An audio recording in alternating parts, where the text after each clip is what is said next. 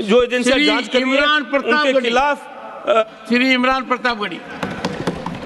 धन्यवाद सभापति महोदय, आपने मुझे आम बजट पर बोलने का मौका दिया। Sir my time. नहीं, pause my time sir. Imran Pratapgarhi कहा गया है सर, थोड़ा सा इसकी जांच कराओ। मैंने कहा यहाँ प्रमोद प्रतापगढ़ी भी बैठे। ये आपसी मामला है, ये खत्म होने वाला नहीं है मेरे से। इसकी जड़ें बहुत गहरी गई हुई हैं, मैं रोज देखता हूँ ये जड़ें गहरी होती जाती हैं। इमरान प्रतापगढ़ी। धन्यवाद सभापति महोदय।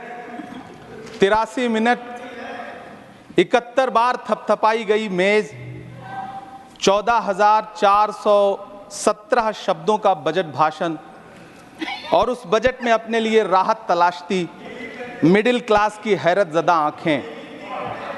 सभापति महोदय, मेरे हाथों में जो दस्तावेज है, दरअसल ये देश के किसानों, गरीबों, मजदूरों की उम्मीदों का स्मारक है।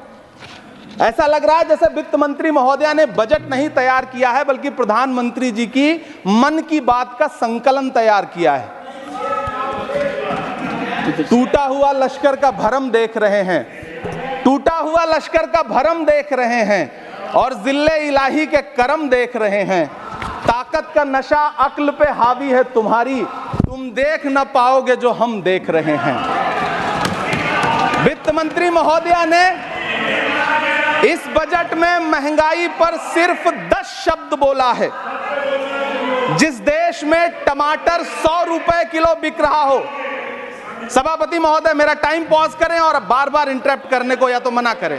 हाँ बोले, कृपया बोले। सभापति महोदय, वित्त मंत्री महोदया ने इस बजट में महंगाई पर सिर्फ 10 शब्द बोले हैं।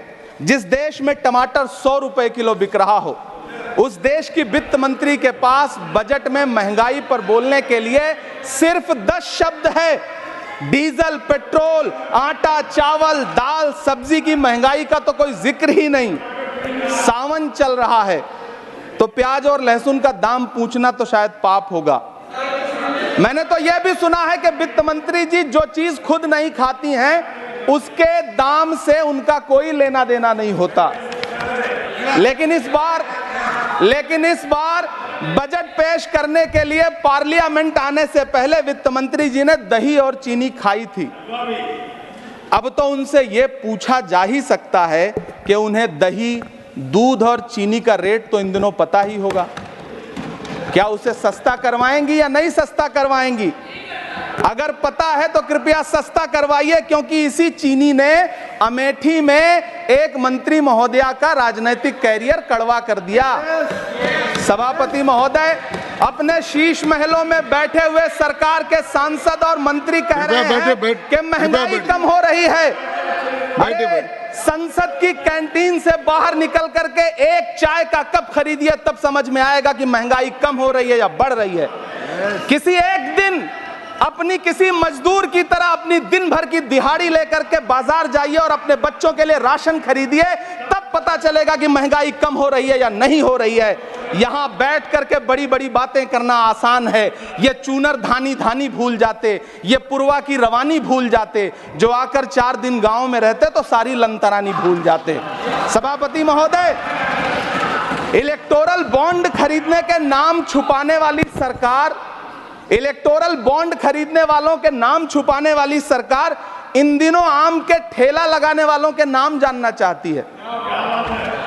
मुझे तो होटलों, ढाबों या आम के ठेलों पर नेम प्लेट लगवाने वालों से पूछना है कि कभी खून की बोतल पर देखा है किसी का नाम लिखा हुआ? मुझे पूछना है कि क्या कोरोना के दौरान अपनी उखड़ती हुई सांसों के लिए ऑक्सीजन तलाशने वाले किसी इंसान ने ऑक्सीजन लाने वाले किसी इंसान से पूछा था कि ऑक्सीजन लाने वाला इंसान हिंदू है या मुसलमान है?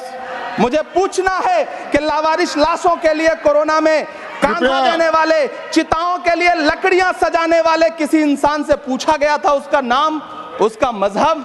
लेकिन इन दिनों पूछा जा रहा है। सभापति महोदय, अफसोस देश के प्रधानमंत्री जी ने कभी न टूटने वाली चुप्पी ओढ़ ली है।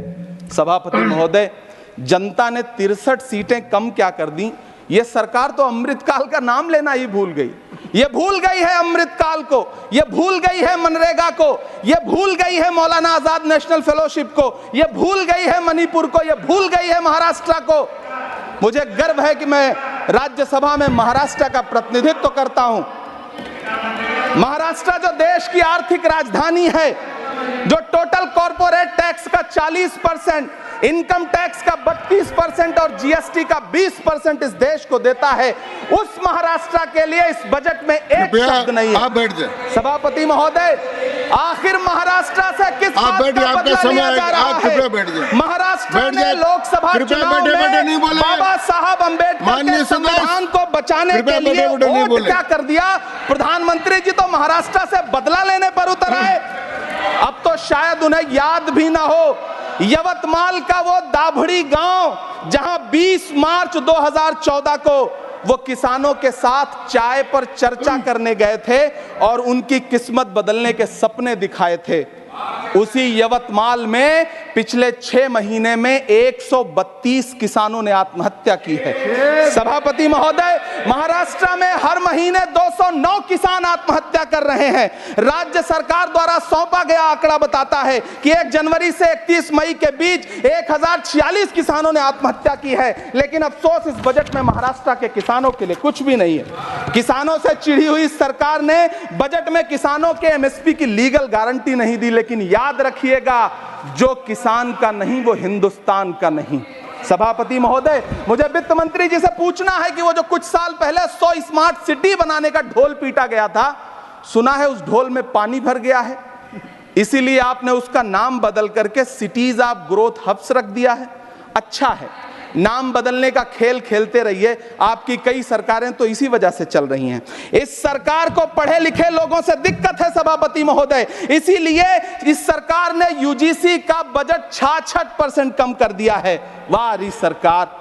सभापति महोदय, मैं वित्त मंत्री जी के संज्ञान में लाना चाहता हूं कि किशनगंज में एएमयू सेंटर के पास 224 एकड़ जमीन है। यूपीए सरकार ने सोनिया गांधी जी की अगुवाई में 136 करोड़ रुपए एएमयू किशनगंज सेंटर के लिए सेक्शन किए थे।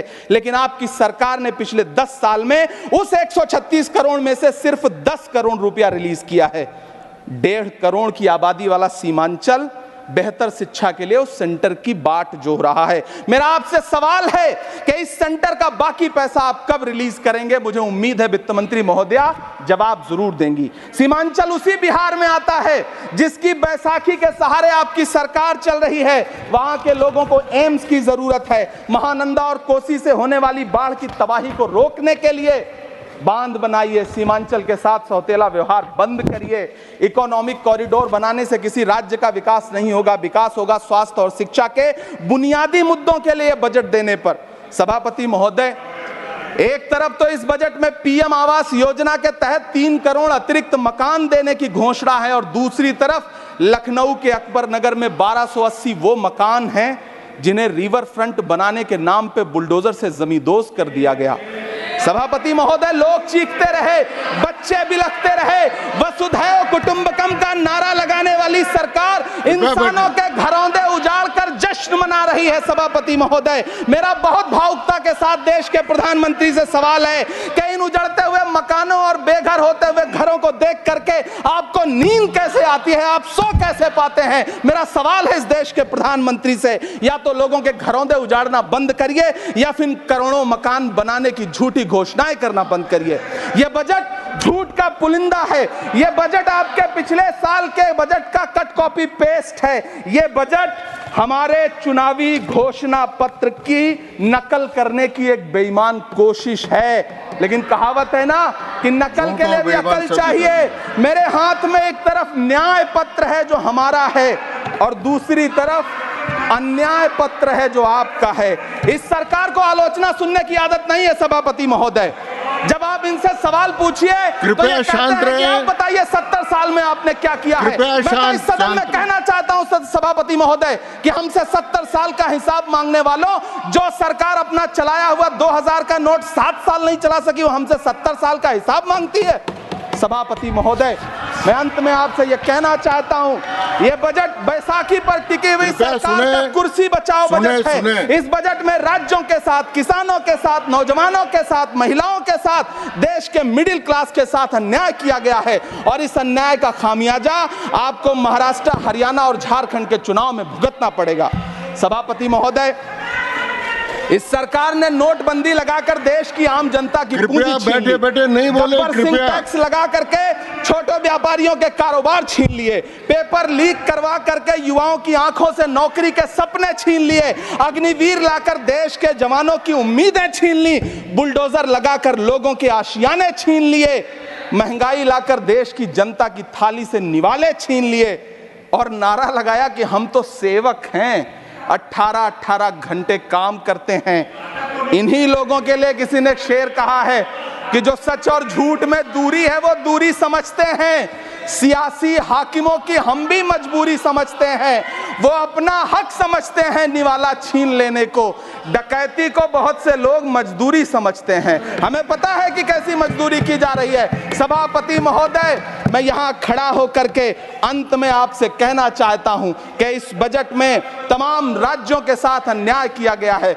इस बजट में युवाओं के साथ अन्याय किया गया है, महिलाओं के साथ अन्याय किया गया है और खास तौर से महाराष्ट्र के लिए कुछ नहीं रखा गया है। महाराष्ट्र बाढ़ से जूझ रहा है, पानी बरसने से वहां 1500 से ज्यादा लोग मारे गए हैं। उस शहर को, उस राज्य को 4000 करोड़ के पैकेज की जरूरत है ताकि जो फसलें बर्बाद हुई हैं लोगों को राहत दी जा सकी। लेकिन अफसोस, इस बजट में महाराष्ट्र के लिए ऐसा कुछ भी नहीं है। मैं आखिर में यह कहना चाहता हूं कि पिछले 7 दिन से इस बजट का बड़ा ढिंढोरा पीटा जा रहा है, इसे महान बताया जा रहा है, लेकिन कौन महान बता रहा है? सत्ता पक्ष के लोग, उन्हें तो बताना ही है। क्योंकि मैं अवध क्षेत्र से आता हूं, प्रतापगढ़ से, नीरज भाई भी अवध और पूर्वांचल से आते हैं। वहां एक कहावत है कि बिटिया की तारीफ किसने की? बिटिया की महतारी ने, यानी कि बेटी की प्रशंसा किसने की? मां ने। तो इस बजट की तारीफ सत्ता पक्ष करे तो करेगा ही, लेकिन विपक्ष के एक भी सांसद से आप पूछिए कि क्या उसके राज्य को कुछ मिला है, तो वो ये कहेगा कि नहीं, कुछ भी नहीं मिला है। बहुत बहुत धन्यवाद सभापति महोदय, मुझे आम बजट पर अपनी राय रखने के लिए। धन्यवाद।